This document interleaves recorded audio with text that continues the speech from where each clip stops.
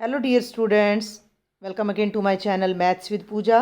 आज के लेक्चर में बेटा हम कक्षा 8 के चैप्टर 8 राशियों की तुलना के MCQ यानी कि मल्टीपल चॉइस क्वेश्चंस करने जा रहे हैं, जो कि 13 दिसंबर से स्टार्ट होने वाली आपकी सेट 3 की परीक्षा के लिए बहुत इम्पोर्टेंट हैं। आपके टोटल 20 क्वेश्चंस आपके 1 मार्क के आपके आने हैं सेट 3 की परीक्षा में।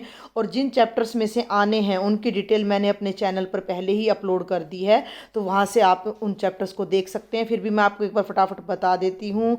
चैप्टर नंबर 8 है, 9 है राशियों की तुलना, बीजीय व्यंजक और सर्वसमीकाएँ, एक हमारा गुणनखंडन है, और एक चैप्टर और है जिसकी डिटेल आप मेरे लेक्चर से देख सकते हो। तो अब हम आगे इन क्वेश्चंस को स्टार्ट करते हैं बेटा। सबसे पहला क्वेश्चन है हमारा अनुपात पर आधारित है।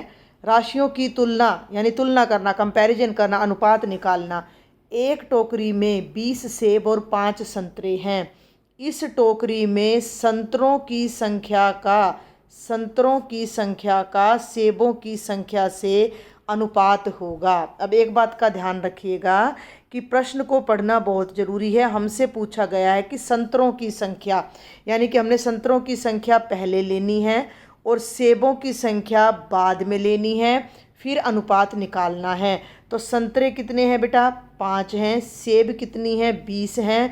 तो संतरे कितने हैं? 5। सेब कितनी है? 20। 5:20। 5:20 का मतलब है 5/20। 5 एकम 5, 5 चौके 20, ये हो गया 1/4। और 1/4 का मतलब है 1:4। तो हमारा सही उत्तर ऑप्शन ए हो जाएगा, 1:4। इस क्वेश्चन का सही उत्तर हो गया ऑप्शन ए। इसमें ध्यान देने वाली बात ये थी कि संतरा अनुपात सेब निकालना था। अगर हमसे पूछा जाता कि सेब अनुपात संतरा, तो पहले बेटा हमने सेबों की संख्या लेनी थी जो कि 20 है, संतरे 5 हैं, तो 5 एकम 5, 5 चौके 20। उस स्थिति में हमारा आंसर होता 4:1। तो ये फ़र्क आपने समझना है। तो सही उत्तर है हमारा ऑप्शन नंबर ए। आगे बढ़ते हैं हम प्रश्न संख्या 2 पर। किसी विद्यालय की कक्षा 8 में, आप 8वीं कक्षा में पढ़ते हो तो आप ही की कक्षा के ले लेते हैं विद्यार्थी, की कुल संख्या का 60% लड़कियां हैं और इनकी संख्या कितनी है? 18। ध्यान देना है कि क्या कर रहे हैं। तो कक्षा में कुल विद्यार्थियों की संख्या क्या होगी? आपकी क्लास है 8वीं, उसमें जितने विद्यार्थी पढ़ते हैं, जितने, हमें नहीं पता कितने पढ़ते हैं, जितने विद्यार्थी पढ़ते हैं उनका 60% लड़कियां हैं और उन लड़कियों की संख्या असल में 18 है। तो कुल विद्यार्थी कितने हैं? ठीक है, माना कुल विद्यार्थी, ये हमने रफ में करना है क्योंकि 1 नंबर का प्रश्न है। तो हमने कुल विद्यार्थी x मान लिए। ये पूछ रहा है विद्यार्थियों की संख्या, तो हमने x मान ली।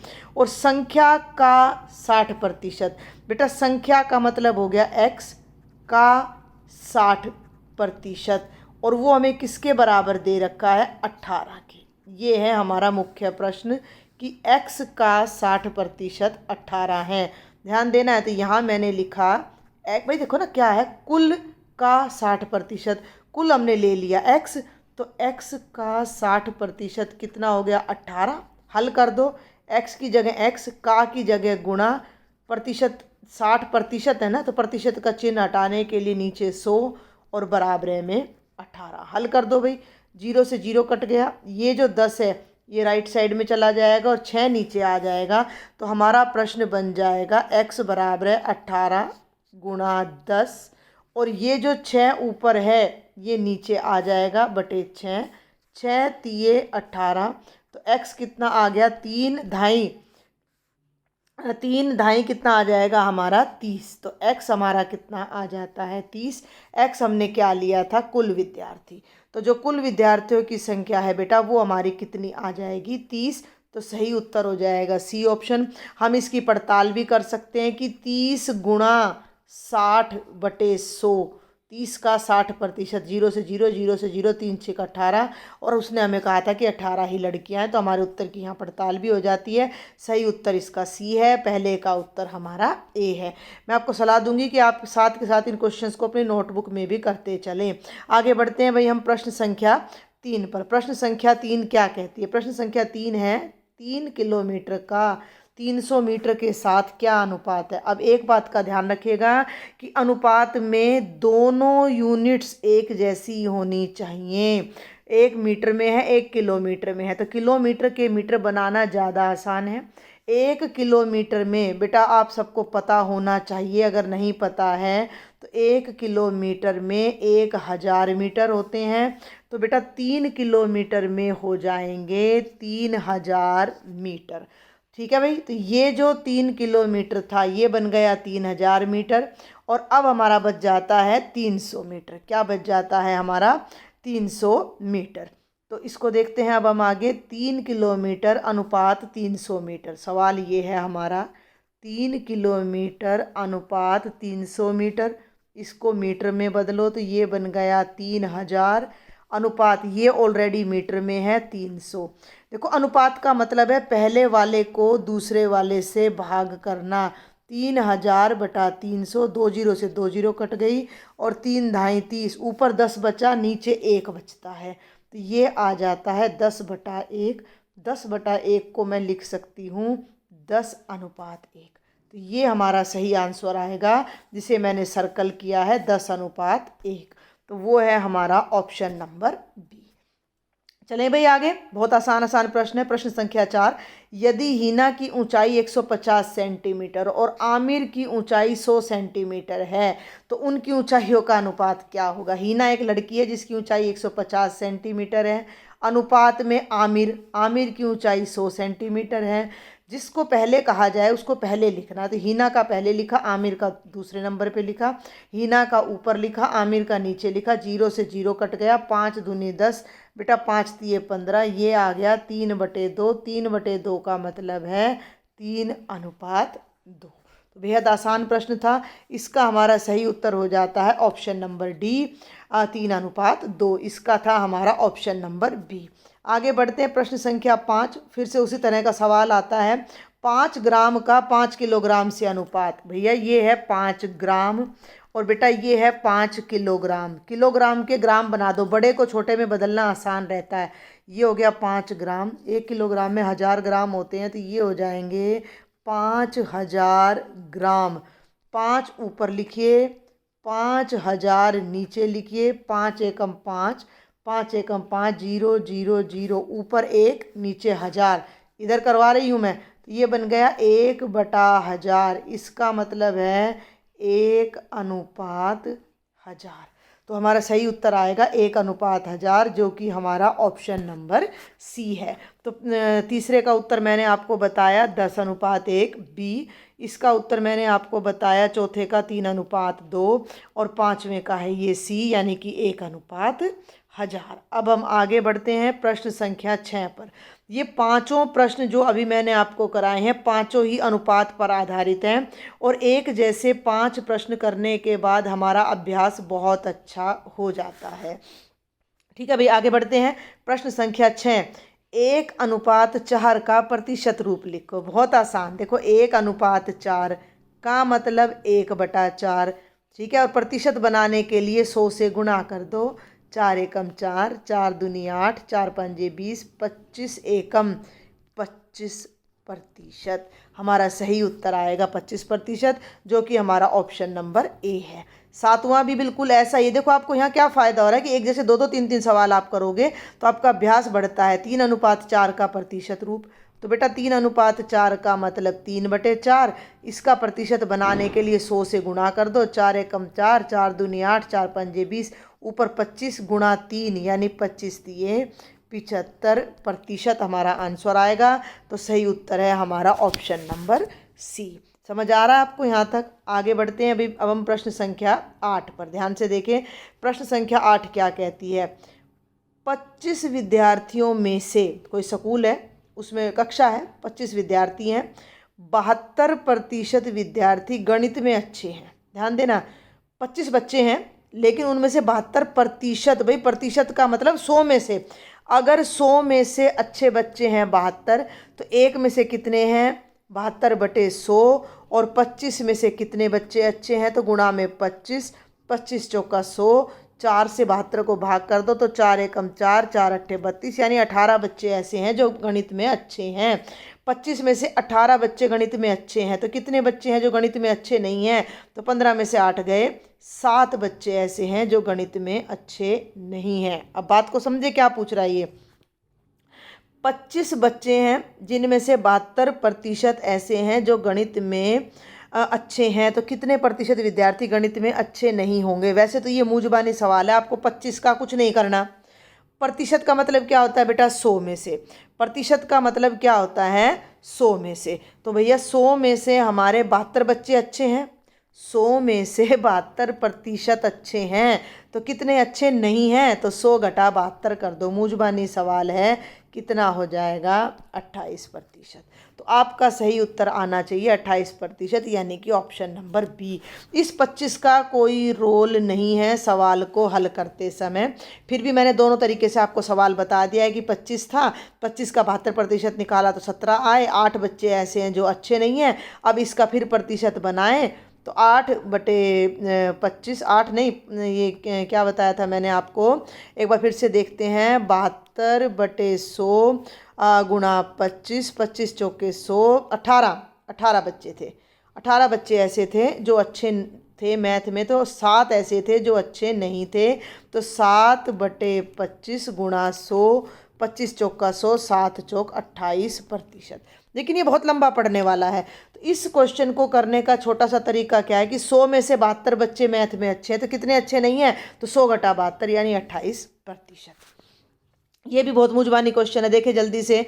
प्रश्न संख्या 9, किसी कक्षा में विद्यार्थियों में 65% के पास साइकिल है, कितनों के पास साइकिल नहीं है? जब भी बेटा प्रतिशत की बात चले तो हम 100 की बात कर रहे हैं, इसका मतलब 100 में से 65 के पास साइकिल है। तो जिनके पास साइकिल नहीं है वो 100 में से 65 घटा दो, 10 में से 5 गए 5, 9 में से 6 गए 3, 35% बच्चे ऐसे जिनके पास साइकिल नहीं है। तो हमारा सही उत्तर हो जाएगा ऑप्शन नंबर बी। समझ आ रही है मेरी बात आपको? कोई तरीका कुछ नहीं करना आपने। 100 में से 65 के पास साइकिल है तो 100 में से 65 घटा दो, 35% के पास साइकिल नहीं है। आगे बढ़ते हैं। 10वां प्रश्न, एक टोकरी सेब, संतरे और आमों से भरी है। ध्यान दें, यदि सेब 50% हैं, संतरे 30% हैं, तो आम कितने प्रतिशत होंगे? बार बार बोल रही हूँ, प्रतिशत का मतलब है 100। ठीक है, मान लो एक टोकरी में 100 फल हैं, 50 सेब हैं, 30 संतरे हैं, तो बेटा जी 50 जमा 30 कितने हो गए? 80 हो गए। ये 0 है भाई, 80 हो गए। तो 80 सेब संतरे हैं, तो आम कितने हो गए? 100 में से 80 को घटा दो, 20 हमारे पास आम है, यानी 20% हमारा उत्तर आ जाएगा। तो ये भी बिल्कुल हमारा वर्बल सा मूंजबानी सा क्वेश्चन था। 10वें का सही उत्तर हो जाएगा सी, 9वें का था बी। आगे चलते हैं। अब ये प्रश्न थोड़ा सा हमें ध्यान से करना है, क्योंकि ये इतना सीधा प्रश्न नहीं है, थोड़ा सा घूमा हुआ है। प्रश्न संख्या 11, 32 विद्यार्थियों में से 8 विद्यार्थी अनुपस्थित हैं। 32 में से 8 अनुपस्थित हैं, तो उपस्थित कितने हुए? भाई मूंजबानी सी बात है, 32 बच्चे हैं, 8 नहीं आए तो 24 आए हैं। ख़त्म बात यहाँ तक। लेकिन ये कहता है कि विद्यार्थियों का क्या प्रतिशत है जो उपस्थित है। भाई वैसे तो 24 बच्चे उपस्थित हैं, लेकिन हमने तो प्रतिशत में बताना है। प्रतिशत कैसे निकालें? प्रतिशत का मतलब भाई 32 में से 24 बच्चे उपस्थित हैं, तो 100 में से कितने उपस्थित हैं? तो वैसे तो मूंजबानी तरीका है 24/32 गुणा 100, यानी कि जो उपस्थित है वो ऊपर, कुल नीचे गुणा 100। लेकिन फिर भी ना समझ आए तो 32 में से उपस्थित हैं 24, 1 में से उपस्थित हैं 24/32 और 100 में से उपस्थित हैं गुणा 100। काट दो भाई, 4 छिक्के 24, 4 अट्ठे 32 और 4 दूनी 8 और 4 दूनी 8, 4 पंजे 20 और 2 एकम 2 और 2 तिया। अच्छा, ऊपर 3 और 25 बचता है, और 3 और 25 का गुणनफल आता है 75। और क्योंकि हम 100 में से निकाल रहे हैं तो हमारा उत्तर हो जाएगा 75%। समझ में आ रही है मेरी बात? भाई इसका करने, भाई आपने पेपर दे दिया, पेपर में नंबर आ गया, प्रतिशत निकाल रहे हो, तो आप क्या करते हो? याद करो इस बात को, प्राप्तांक ऊपर लिखते हो, कुल नीचे लिखते हो और गुणा में 100 कर देते हो, तो आपका प्रतिशत आ जाता है। सेम हेयर, 32 में से कितने बच्चे आ रहे हैं? 24 आ रहे हैं, तो 24 ऊपर, कुल बच्चे नीचे, गुणा 100 करके जब हल करोगे तो हमारा उत्तर आएगा 75%। तो सही उत्तर है हमारा ऑप्शन नंबर डी। आगे बढ़ते हैं प्रश्न संख्या 12, सेम इसी तरह का है। एक जैसे दो दो तीन तीन सवाल हो जाते हैं, बड़ा बढ़िया प्रैक्टिस हो जाती है। 25 रेडियो सेट में से 16 खराब हैं, तो 9 ठीक है, सिंपल सी बात है। अब देखते हैं उसने पूछा क्या। उसने पूछा खराब रेडियो सेट का प्रतिशत कितना है, खराब का ठीक है। तो 25 में से 16 खराब है, तो 16/25 और गुणा में कितना आ जाएगा 100, क्योंकि उसने खराब का प्रतिशत पूछा है, सही का नहीं पूछा। तो 25 चौका 100 और बेटा जी 16 चौकू 64%, तो सही उत्तर ए आएगा। मैं इस बात को फिर रिपीट कर दूं कि जिस भी घटना की, जिस भी चीज़ का प्रतिशत पूछा जाए उसकी पहले तो संख्या निकाल लो। तो कुल है 25, खराब है 16, तो खराब ऊपर कुल नीचे गुणा 100 लगा दो। 25 चौका 100, 16 और 4 की गुणा आ गई 64, तो हमारा उत्तर हो गया 64%। ठीक है भाई, आगे बढ़े। अब हम अगला है प्रश्न संख्या 13। 30 दिनों का 36 घंटों से क्या अनुपात है। ये दिन है, ये घंटे हैं। आपको मैं बार बार बता रही हूँ, अनुपात निकालना है, इकाई एक सी करनी है। तो एक दिन में कितने घंटे होते हैं अगर हमें नहीं पता तो ये हमारे लिए शर्म की बात है। एक दिन में होते हैं बेटा जी 24 घंटे, ठीक है। ये है 30 दिन, तो 30 दिन में कितने घंटे हो जाएंगे भैया। 24 को 30 से गुणा कर दो, तो 24 तिये, ये 30 है बेटा, 36 नहीं है। 24 तिये 72, 720 घंटे। 30 दिन में हो गए 720 घंटे। कितने घंटे, 720। और ये दे रखे हैं 36 घंटे। ध्यान देना सवाल क्या है। सवाल है 30 दिन अनुपात 36 घंटे। 30 दिन में हो गए 720 घंटे अनुपात 36। ये हमने हल करना है। 720 अनुपात 36, तो मैं 720 को ऊपर लिखती हूँ, 36 को नीचे। 36 एकम 36, 36 दूनी 72, ना जाने की 0। 20/1, 20/1 का मतलब है 20:1। तो हमारा सही उत्तर आ जाएगा बेटे 20:1। अगर आपने बेटा अभी तक मेरे चैनल को सब्सक्राइब नहीं किया है तो ये मेरी आप सबसे रिक्वेस्ट है कि मेरे चैनल को ज़रूर से ज़रूर सब्सक्राइब करें, अपने ज़्यादा से ज़्यादा फ्रेंड्स को शेयर करें। और मेरे चैनल का नाम है, आप जैसे ही यूट्यूब पर लिखोगे मैथ्स विद पूजा, तो मेरा चैनल अपने आप विजिबल हो जाएगा और आप वहाँ जाकर मेरे चैनल को सब्सक्राइब कर सकते हो। तो ये थी प्रश्न संख्या 13। अब हम आ जाते हैं प्रश्न संख्या 14 पर। प्रश्न संख्या 14 क्या है, फिर से उसी तरह का। 9 मीटर का 27 सेंटीमीटर से क्या अनुपात है भैया। ये है 9 मीटर, ये है 27 सेंटीमीटर। मीटर बड़ा होता है, सेंटीमीटर छोटा। बड़े को छोटे में बदलना आसान होता है। कैसे, 1 मीटर में होते हैं भैया 100 सेंटीमीटर, तो 9 मीटर में बेटा 100 गुणा 9 यानी 900। तो यहाँ 9 मीटर की जगह, यहाँ ध्यान देना, इस 9 मीटर की जगह मैं लिख दूँ 900 सेंटीमीटर, और ये हो गया 27। दोनों को एक दूसरे से भाग करना है। 900/27 कट जाएगा। कैसे कटेगा, 9 एकम 9, 0 0 और 9 तिया 27। ऊपर 100 नीचे 3, अनुपात हो गया 100। ये 100 है बेटा, 0 ध्यान देना, 100:3। बात समझ आ रही है, बहुत ही आसान है। तो 14वें का हमारा सही उत्तर हो जाएगा ऑप्शन सी। 15वां, ये बहुत आसान सवाल होते हैं। आप कहोगे मैं हर एक सवाल को आसान कहती, ये हैं ही आसान। आप करके देखो, अभ्यास करो, बहुत आसान लगेंगे। 2500 का 20% होगा। ये सवाल इतने आसान है कि ये जो रकम है ना, यूं क्यों लिखनी है 2500, ठीक है। का की जगह लगा दो गुणा, 20%, तो 20% हटाने के लिए बटे में लगा दो 100। 2 0 से 2 0 कट गई। 25 दूनी 50 और 1 0 ये है पीछे की, कितना आ जाएगा 500। तो हमारा सही उत्तर हो जाएगा ऑप्शन नंबर ए, यानी कि 500। आगे बढ़ते हैं भाई। इस प्रश्न पत्र में जो मैं ले रही हूँ कुल 40 से 41 क्वेश्चन है, तो 20 में अभी कराऊंगी, 20 अगले सेट में कराती हूँ। यह है भाई प्रश्न संख्या 16। अब बदल गया, पहले अनुपात का आया था, अब ये हमारा विक्रय मूल्य का आ गया है। ध्यान दें, विक्रय मूल्य 225 रुपये, यानी कोई चीज़ हमने 225 रुपये में बेची, ठीक है। क्रय मूल्य 200 रुपये है, वो चीज़ हमने 200 रुपये में खरीदी। तो लाभ या हानि प्रतिशत कितना होगा। देखो कितना चालाक है भाई बुक वाला, सारी बात आपने बतानी है, सारी बात आपने बतानी है कि लाभ होगा कि हानि होगी, और होगा तो कितने प्रतिशत होगा। अब एक सिंपल सी बात लगाओ, आपको ये बात हर बच्चे को पता होनी चाहिए कि क्रय मूल्य का मतलब वो मूल्य है जिसमें हम कोई चीज़ खरीदते हैं, और बेटा जी विक्रय मूल्य का मतलब होता है जिसमें हम कोई चीज़ बेचते हैं। अब 200 रुपये में मैं कोई चीज़ खरीदूँ और 225 में या 225 में बेच दूँ, तो मेरा फ़ायदा हुआ कि नुकसान हुआ? आप खुद सोचो, फ़ायदा हुआ ना। कितने का? 25 रुपये का। भाई 25 रुपये मैंने फालतू में दी। मैं 200 रुपये की कोई किताब ले आऊँ और आपको 225 में बेच दूँ, तो मेरे को कितने रुपये ऊपर मिल गए? 25 रुपये। ये 25 रुपये मेरा क्या है? लाभ है। ध्यान देना, लाभ है। लेकिन हमने लाभ नहीं निकालना, हमने लाभ प्रतिशत निकालना है। अभी प्रतिशत का मतलब मैंने आपको बताया था कि जितना है वो ऊपर कुल नीचे। अब कुल का ध्यान रखना कि भाई तुम बाजार से 200 रुपये की किताब लाए या मैं लाई बाजार से, तो 200 के ऊपर मुझे 25 का फ़ायदा हुआ है। वैसे भी डायरेक्ट फॉर्मूला होता है लाभ प्रतिशत का, वो होता है लाभ बटे क्रय मूल्य, लाभ बटे क्रय मूल्य गुणा 100, लाभ बटे क्रय मूल्य गुणा 100। ये है अपना पर्टिकुलर मैथमेटिकल फॉर्मूला। जिन बच्चों को ये याद रह जाए बहुत ही बढ़िया है।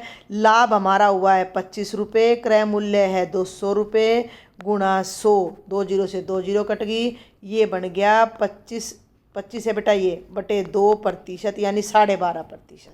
लेकिन जिन बच्चों को ये फॉर्मूला याद ना रहे तो वो ऐसे भी कर सकते हो कि 200 में मैंने सामान खरीदा था, 25 रुपये मेरे को ऊपर पड़ गए, तो प्रतिशत निकालने के लिए 200 में फ़ायदा हुआ 25 का, 1 पे फ़ायदा हुआ 25 बटे 200 का, और 100 पे फ़ायदा हुआ गुणा 100 का। 2 जीरो से 2 जीरो कट गई, ये आ गया 25 बटे 2% यानी 12 सही 1 बटे 2%।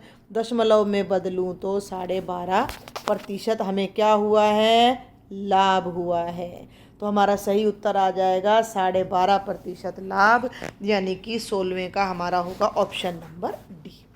आगे बढ़े भाई, सेम विक्रय मूल्य क्रय मूल्य का क्वेश्चन है। क्वेश्चन नंबर 17, किसी वस्तु को 2500 में खरीद कर 2500 में खरीदा, यानी ये क्रय मूल्य है। किसी भी भाषा में सवाल आ जाए आपको करना आना चाहिए। खरीदना है तो भी क्रय मूल्य है, और क्रय मूल्य है तो खरीदना है। 2375 रुपये में बेचने पर कितने प्रतिशत लाभ या हानि होगी? पहले तो मोटा सा हिसाब लगाओ कि आप कोई चीज़ 2500 में खरीद के लाए और 2375 में बेच दी, तो कम में बेची। कम में बेची तो फ़ायदा हुआ कि नुकसान हुआ? आप खुद बताओ। नुकसान हुआ ना, यानी हमें क्या होगी? हानि। कितने की हानि होगी भाई? जो चीज़ हमने 2500 यानी 2500 में खरीदी और 2375 में बेच दी, तो दोनों को घटा दो। 10 में से 5 गए 5, 9 में से 7 गए 2, और 4 में से 3 गए 1। 125 रुपये की क्या हो गई? हानि। ठीक है, हानि हो गई 125 रुपये की। अब हमारा सवाल है कि हानि का प्रतिशत कितना है?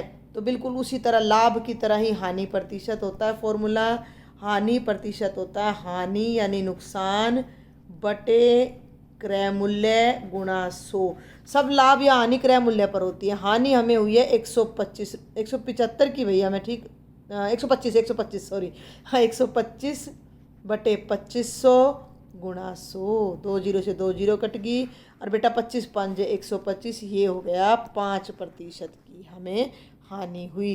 भाई जितनी हानि हुई वो ऊपर, जितने में हम खरीद के लाए थे क्रय मूल्य नीचे, और गुणा 100। दो बार मैं एक सवाल करके दिखा रही हूँ आपको। 25 5 125, तो ये हो गई 5% की हानि। तो सही उत्तर हो गया आपका बी पार्ट। ठीक है भाई, आगे बढ़ते हैं। अब हमारा है प्रश्न संख्या 18। प्रश्न संख्या 18 क्या कहती है? 990 रुपये में एक मेज को बेचने पर व्यापारी को 10% का लाभ होता है। ध्यान देना मेरी बात पर। 990 रुपये में एक मेज बेच दी, एक आदमी ने 990 रुपये में बेची, ठीक है, और कितने का लाभ हुआ? 10% का। तो उसका क्रय मूल्य क्या होगा? इस सवाल को करने के हैं भाई दो तरीके। या तो क्रय मूल्य डायरेक्ट निकालो फार्मूले से, नहीं तो जिन बच्चों को फॉर्मूला याद ना रहे उनके लिए बड़ा आसान सा सवाल है। माना क्रय मूल्य कितना है? 100 रुपये। भाई हमने जो मेज है वो 100 में खरीदी, लाभ कितना हुआ? 10%। ये रफ में करने के हैं क्योंकि हम एक एक नंबर के कर रहे हैं। तो लाभ हमारा है 10%, इतना मैं खरीदी, 100 पे 10 का लाभ हो गया। तो बेटा जी विक्रय मूल्य कितना हो गया, 100 की चीज़ हमने 110 में खरीद, सॉरी 110 में बेची, जब भी तो लाभ हुआ। तो विक्रय मूल्य हो गया 110 रुपये। यहाँ तक कहानी समझ आई आपको, ध्यान से समझो। माना क्रय मूल्य 100 रुपये, लाभ 10%, 100 की चीज़ खरीद कर 10 का फायदा उठा लिया तो 110 में बेच दी। हो गया यहाँ तक। अब ध्यान दो, उसको नोट कर लेना जो मैंने भी इरेज कर दिया। अगर 110 रुपये, अगर 110 रुपये में हमने बेची है, यानी 110 विक्रय मूल्य है, तो क्रय मूल्य कितना मानना था मैंने, क्रय मूल्य माना था 100 रुपये। 1 रुपये विक्रय मूल्य है तो क्रय मूल्य हो जाएगा 100 बटे 110। और अगर 990 में मेज बेची, 990 में, तो ये आ जाएगा गुणा में 990, 0 से 0 कट गई, 11 निम 99, 9 यहाँ बचा, 100 यहाँ बचा, 100 निम 900 रुपये हमारा क्रय मूल्य हो गया। तो हमारा सही ऑप्शन बी आ जाएगा। अब इस सवाल को करने का हमारा एक तरीका और भी है, डायरेक्ट फॉर्मूला, क्रय मूल्य का फॉर्मूला। अभी देखो नीचे विक्रय मूल्य का फॉर्मूला भी दे रखा है 19वें में। क्रय मूल्य हमारा क्या होगा, 100 गुणा, ध्यान देना मेरी बात पर, जो बच्चा याद कर सके बहुत बढ़िया, बटे विक्रय मूल्य, 100 गुणा विक्रय मूल्य बटे 100 जमा लाभ प्रतिशत। ये हमारा क्रय मूल्य का फॉर्मूला है।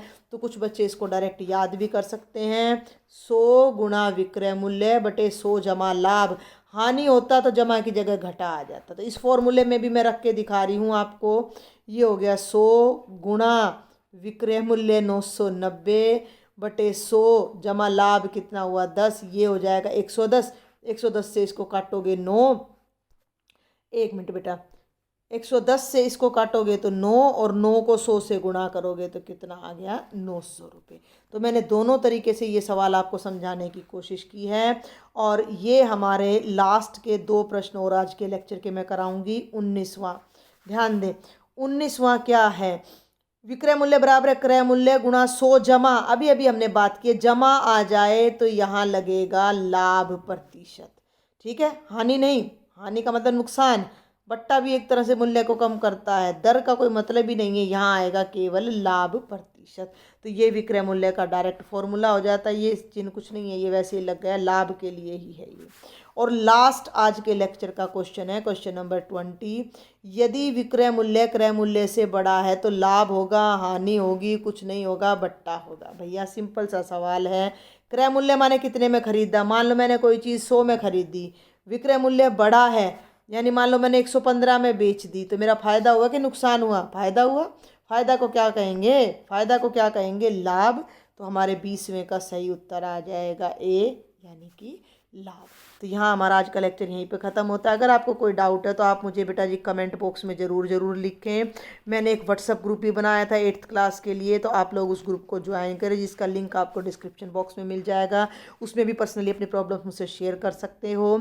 And don't forget to subscribe my channel. अगले पार्ट में हम बाकी के क्वेश्चंस कवर करते हैं बेटा। Thank you very much students.